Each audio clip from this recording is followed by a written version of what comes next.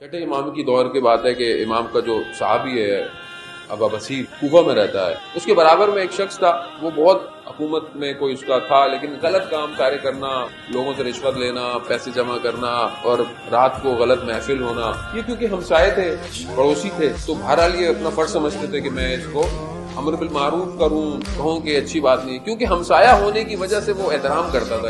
جیسے دلیم کہتا تھا کہ بھائی ہمارا دنیا کچھ اور ہے، آپ اچھے آدمی ہیں، آپ چھوڑیں۔ اس شخص نے ان سے کہا، ابو بصیر سے کہا کہ دیکھو ایک کام ہو سکتا ہے، وہ جس کو تم مولا کہتے ہو نا، سن رہے ہیں، وہ مانتا نہیں ہے، وہ اس طرح نہیں مانتا، مگر کہہ رہا ہے کہ جس کو تم مولا کہتے ہو، اگر وہ مجھے بحث کی ضمانت دے دے تو میں سب چھوڑ دوں۔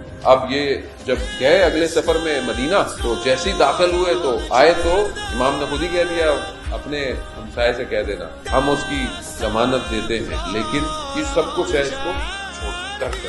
اب یہ جب واپس آتا ہے، ظاہر ہے مکہ زیارت کر کے آئے، لوگ ملنے آتے ہیں، وہ ہمسایہ بھی آتا ہے، جانے لگتا ہے، کہتے ہیں رک جاؤ، سب چلے جائیں، رک جائے، کہتے ہیں مولا نے پیغام بھجوایا ہے تمہارے لیے۔ امام نے بولا یہ سب چھوڑ دو، میں ضمانت دے دوں۔ تھوڑے دنوں بعد وہ پیغام بھجواتا ہے اپنے ہمسائے کو کہ میرے پاس آؤ۔ جب بلاتا ہے تو سامنے نہیں آتا، پیچھے ہوتا ہے، یعنی دیوار میں۔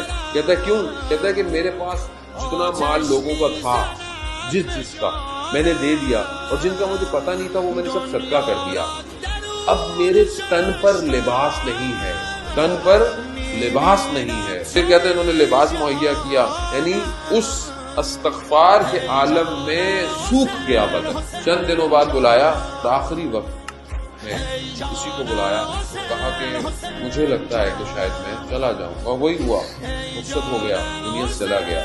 جب یہ دوبارہ گئے تو یہ داخل ہی ہو رہے تھے، امام نے دیکھ کر کہا کہ ہم نے تمہارے ہمسائے کے ساتھ وفا کی۔